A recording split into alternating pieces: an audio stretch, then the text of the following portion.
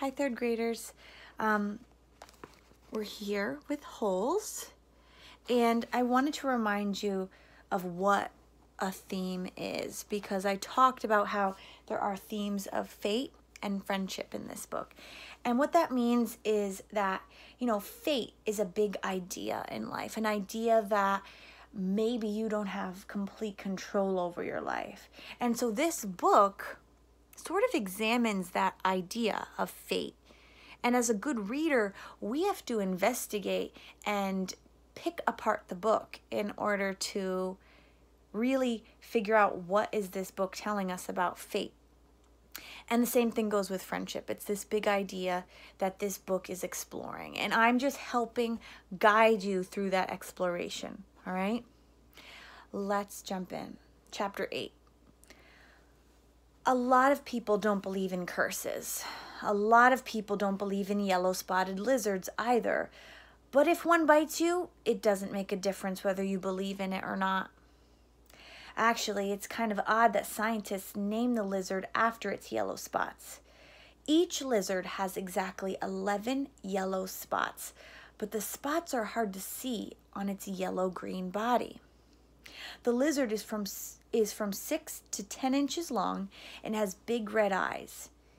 In truth, its eyes are yellow, and it's the skin around the eyes which is red, but everyone always speaks of its red eyes. It also has black teeth and a milky white tongue.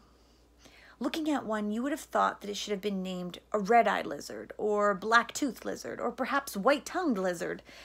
If you've ever really been close enough to see the yellow spots, you are probably dead. The yellow-spotted lizards like to live in holes, which offer shade from the sun and protection from predatory birds.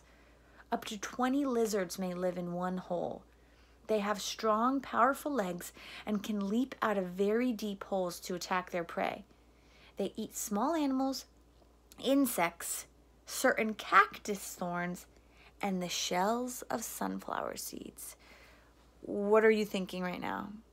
I'm thinking, Mr. Sir eats a bag of sunflower seeds a week, and he spits them into the holes, and these guys dig holes. And these lizards are so deadly. This chapter is telling me that I know these lizards are going to come back to haunt our characters somehow. A storm is brewing here. Chapter 9. So chapter 8 was all just devoted to the yellow-spotted lizard. All right. Chapter 9. Stanley stood in the shower and let the cold water pour over his hot and sore body. It was 4 minutes of heaven. For the second day in a row, he didn't use soap. He was too tired. There was no roof over the shower building, and the walls were raised up 6 inches off the ground, except in the corners. There was no drain in the floor. The water ran out under the walls and evaporated quickly in the sun. He put on his clean set of orange clothes. He returned to his tent, put his dirty clothes in his crate, got out his pen and box of stationery, and headed to the rec room. A sign on the door said, "Rec room." Nearly everything in the room was broken. The TV, the pinball machine, the furniture. Even the people looked broken, with their worn-out bodies sprawled over the various chairs and sofas. X-Ray and Armpit were playing pool. The surface of the table reminded Stanley of the surface of the lake. It was full of bumps and holes because so many people had carved their initials into the felt. There was a hole in the far wall, and an electric fan had been placed in front of it.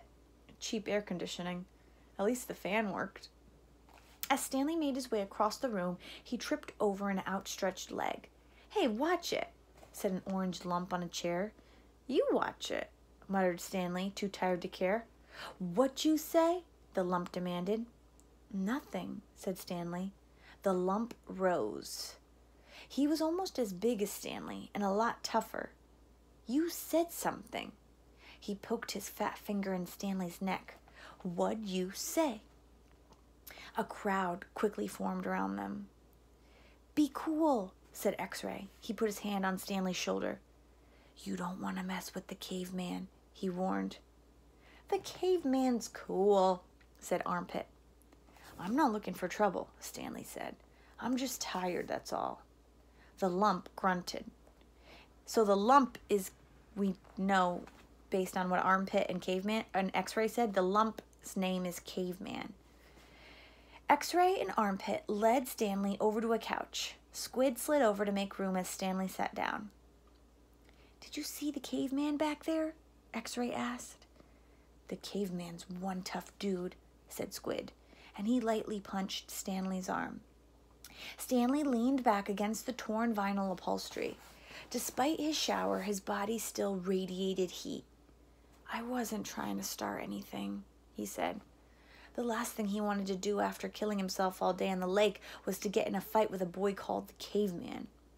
He was glad X-Ray and Armpit had come to his rescue. "Well, how'd you like your first hole?" asked Squid. Stanley groaned, and the other boys laughed. "Well, the first hole's the hardest," said Stanley. "Oh, no, said X-Ray. "The second hole's a lot harder. You're hurting before you even started. If you think you're sore now, just wait and see how you feel tomorrow morning, okay?" "That's right," said Squid. "Plus, the fun's gone," said X-Ray. "The fun?" said Stanley. "Don't lie to me," said X-Ray. "I bet you always wanted to dig a big hole, right? Am I right?" Stanley had never really thought about it before, but he knew better to tell X-Ray he wasn't right. "Every kid in the world wants to dig a great big hole," said X-Ray. "To China, right?" "Right," said Stanley. "See what I mean?" said X-Ray. "That's what I'm saying. But now the fun's gone, and you still got to do it again tomorrow, and again, and again." "Camp fun and games," said Stanley. "What's in the box?" asked Squid. Stanley had forgotten he had brought it. "Oh, paper. I was going to write a letter to my mother." "Your mother?" laughed Squid.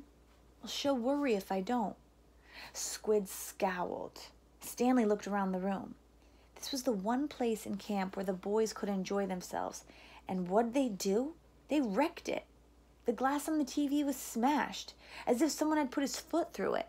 Every table and chair seemed to be missing at least one leg. Everything leaned. He waited to write the letter until after Squid had gotten up and joined the game of pool. This is his letter. "Dear Mom, today was my first day at camp, and I've already made some friends. We've been out on the lake all day, so I'm pretty tired. Once I pass the swimming test, I'll get to learn how to water ski. He stopped writing as he became aware that somebody was reading over his shoulder. He turned to see Zero, standing behind the couch. "Oh, I don't want her to worry about me," he explained. He's explaining his letter, right? Why he's lying to his mom. Zero said nothing. He just stared at the letter with a serious, almost angry look on his face. Stanley slipped it back into the stationery box.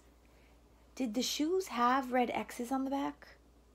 Wait, let me read that again, because this is Zero talking, guys. We haven't heard him talk before. "Did the shoes have red X's on the back?" Zero asked him. It took Stanley a moment, but then he realized Zero was asking about the Clyde Livingston shoes. The ones that Stanley got accused of stealing? "Yes, they did," he said. He wondered how Zero knew that. Brand X was a popular brand of sneakers. Maybe Clyde Livingston made a commercial for them.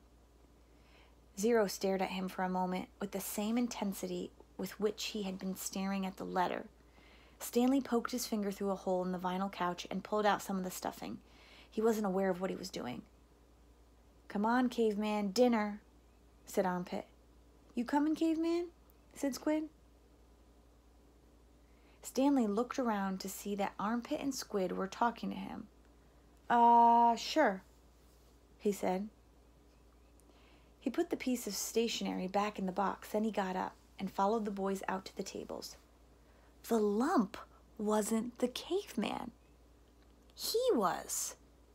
He shrugged his left shoulder. It was better than barf bag.